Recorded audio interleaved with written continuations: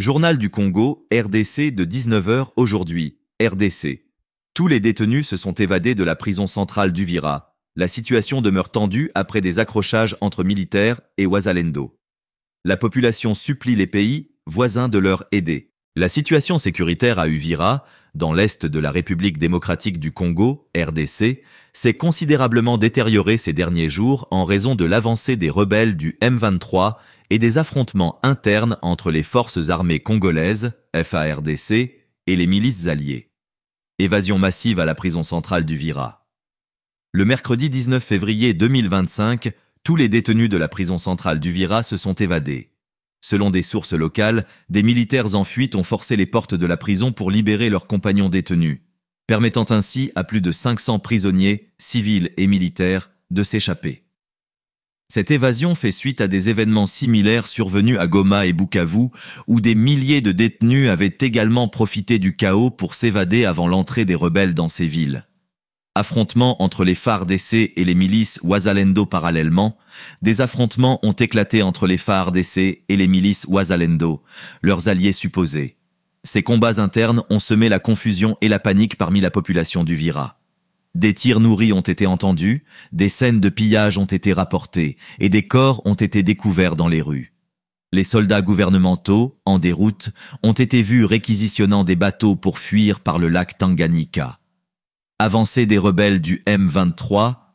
Les rebelles du M23, soutenus par le Rwanda selon des sources congolaises, ont intensifié leur offensive en direction d'Uvira après avoir pris le contrôle de Bukavu, la capitale provinciale du Sud Kivu.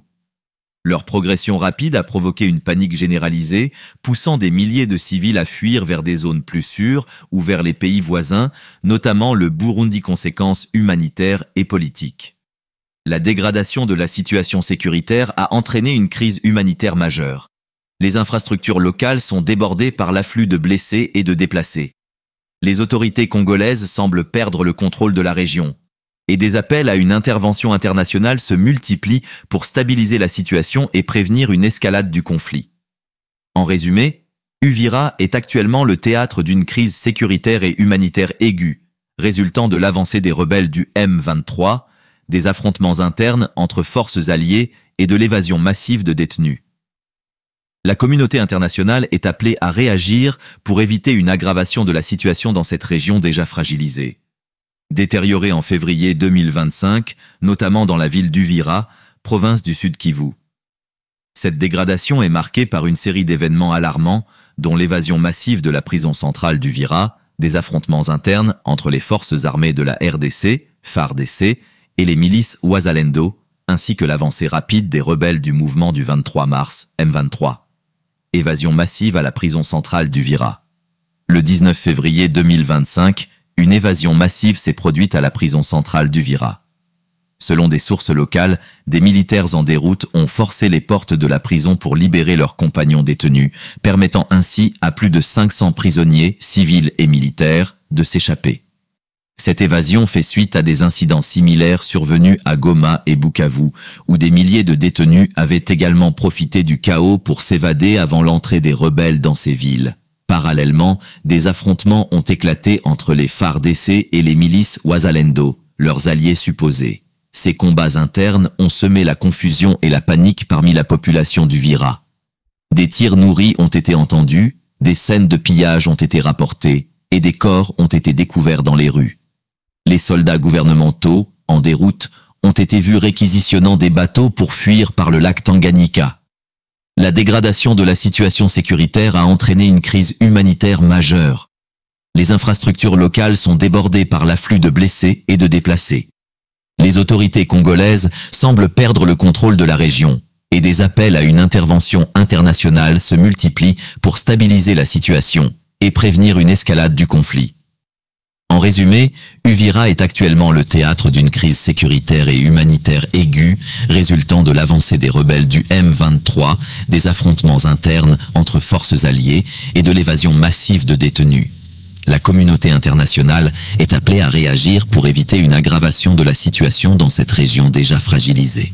Contexte général. Depuis plusieurs semaines, la situation sécuritaire en République démocratique du Congo, RDC, est en pleine détérioration. Les tensions entre les forces armées de la RDC, FARDC, les milices locales et le groupe rebelle du M23 atteignent un point critique, mettant en péril la stabilité de plusieurs régions, notamment celle du Sud Kivu. L'évasion de la prison centrale d'Uvira, un événement sans précédent.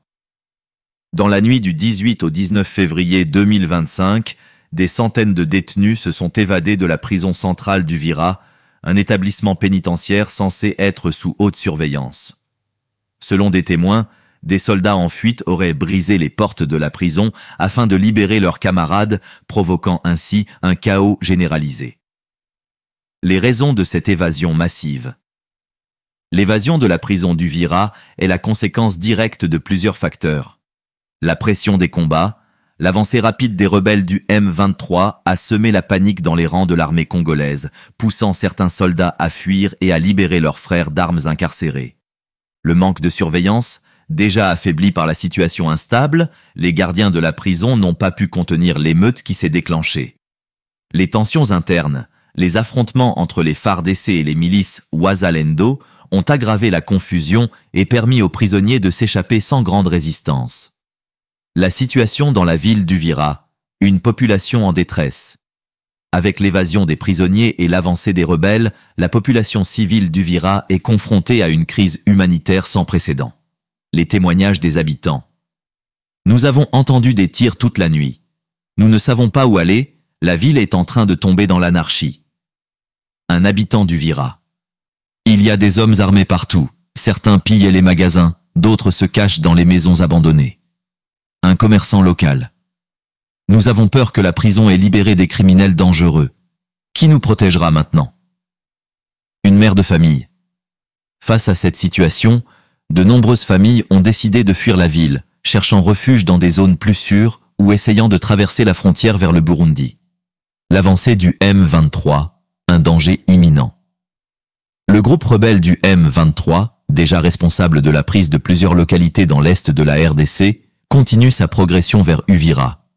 Les forces armées congolaises, déjà affaiblies par les combats et les désertions, semblent incapables de contenir cette avancée. Qui sont les rebelles du M23? Le mouvement du 23 mars, M23, est un groupe armé actif dans l'est de la RDC depuis plus d'une décennie. Il est accusé d'être soutenu par le Rwanda et d'avoir des ambitions territoriales dans la région du Kivu. Leurs objectifs principaux sont prendre le contrôle des grandes villes du Kivu afin d'exercer une pression politique et militaire sur le gouvernement congolais, établir une administration parallèle et contrôler les ressources naturelles de la région, forcer des négociations avec Kinshasa pour obtenir des concessions politiques et territoriales. Les affrontements entre FARDC et Wazalendo. Un conflit dans le conflit. Alors que les FARDC luttent déjà contre le M23, elles doivent également faire face à la rébellion des milices Wazalendo, supposées être leurs alliés. Pourquoi ces affrontements? Manque de coordination. Les FARDC et les Wazalendo ont des objectifs différents et ne coordonnent pas leurs actions sur le terrain. Rivalité interne. Certains commandants Wazalendo accusent les militaires congolais de ne pas assez s'engager dans la bataille contre le M23. Accès aux ressources. Dans le chaos ambiant, chaque faction tente de contrôler les zones stratégiques, ce qui mène à des confrontations violentes. Des témoins rapportent que des combats ont éclaté entre les deux groupes à plusieurs reprises, causant de nombreuses pertes des deux côtés et plongeant encore plus Uvira dans l'incertitude. La fuite des populations et la crise humanitaire. Avec l'intensification des combats et l'effondrement de l'ordre public, des milliers de civils fuient la ville d'Uvira. Les chiffres alarmants, plus de 20 000 personnes déplacées en l'espace de 48 heures. Des centaines de familles bloquées aux frontières, sans possibilité de traverser vers le Burundi ou la Tanzanie. Des camps de fortune installés aux abords de la ville, où les conditions sont précaires et les ressources limitées. Les besoins humanitaires urgents. Les ONG présentes sur place signalent une crise majeure et appellent à une aide internationale immédiate. Les besoins les plus urgents incluent l'accès à l'eau potable. De nombreux déplacés souffrent de déshydratation et de maladies liées à la consommation d'eau insalubre. Les soins médicaux. Les hôpitaux sont débordés et manquent de médicaments pour soigner les blessés. La sécurité des civils. Les attaques et les pillages rendent difficile l'acheminement de l'aide humanitaire. Réaction nationale et internationale. Face à cette escalade de la violence, plusieurs acteurs politiques et internationaux se mobilisent.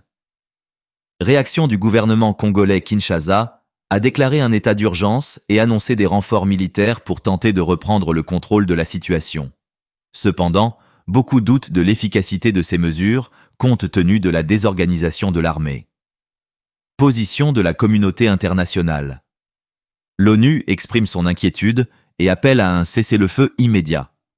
L'Union africaine demande une médiation entre les parties en conflit.